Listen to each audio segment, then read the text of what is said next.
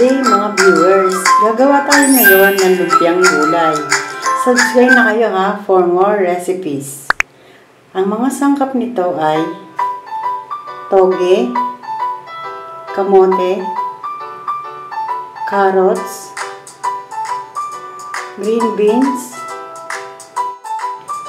giniling na baboy, bawang, sibuyas, paminta, asin,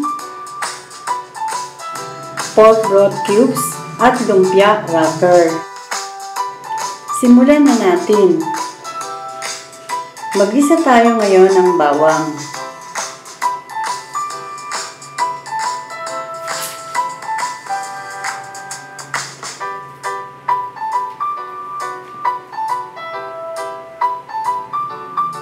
Tapos ay isunod na natin ang sibuyas. Medyo palambutin lang natin ito.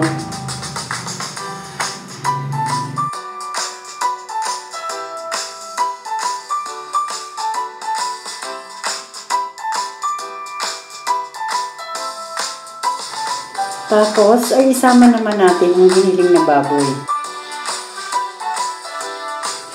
Igisa lang natin itong mabuti.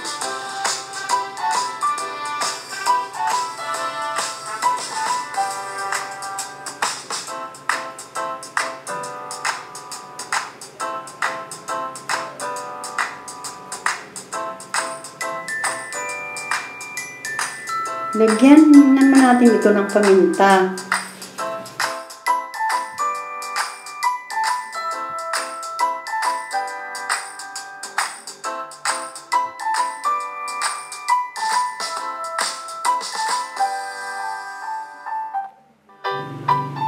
Kung napapansin nyo, medyo luto na ang giniling, ihulog naman natin ang matitigas na gulay tulad ng green beans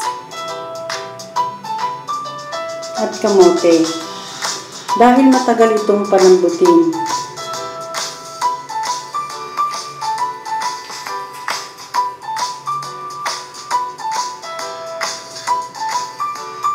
Isunod na natin ang carrots. Haluin lang natin itong mabuti.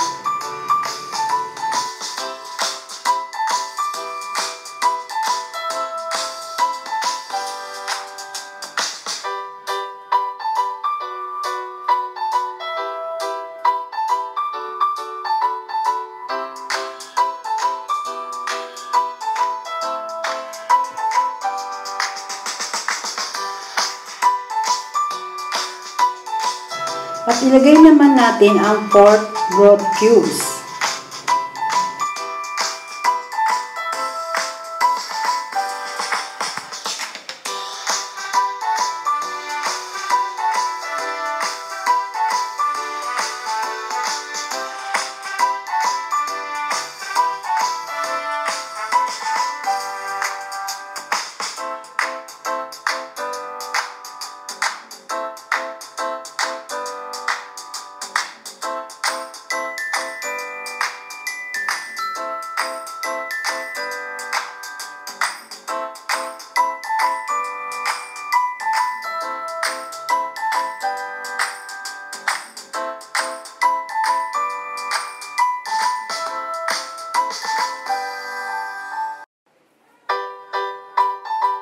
Tapos lagyan natin ito ng bahagyang tubig.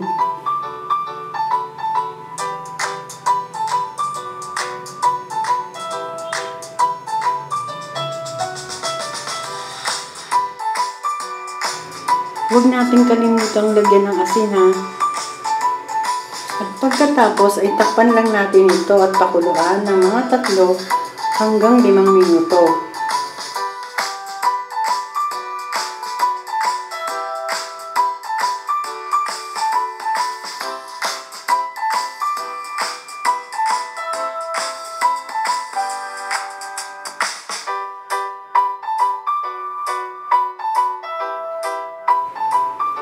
Hinuhuli kong ilagay ang toge dahil madali naman itong maluto.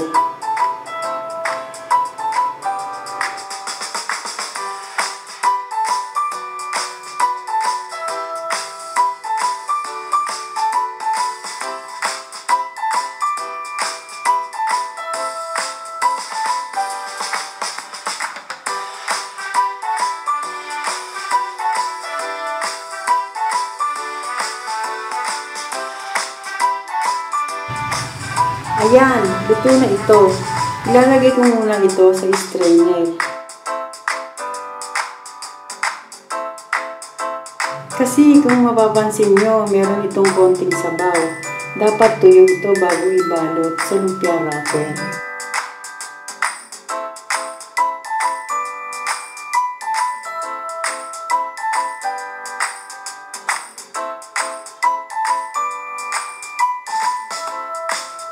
Pag nabalot na natin ito, pwede na natin itong i-fry. Hintayin lang natin itong maging golden brown.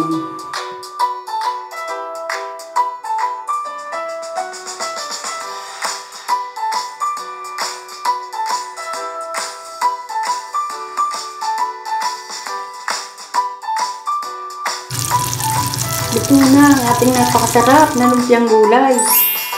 Kain na! Sarap!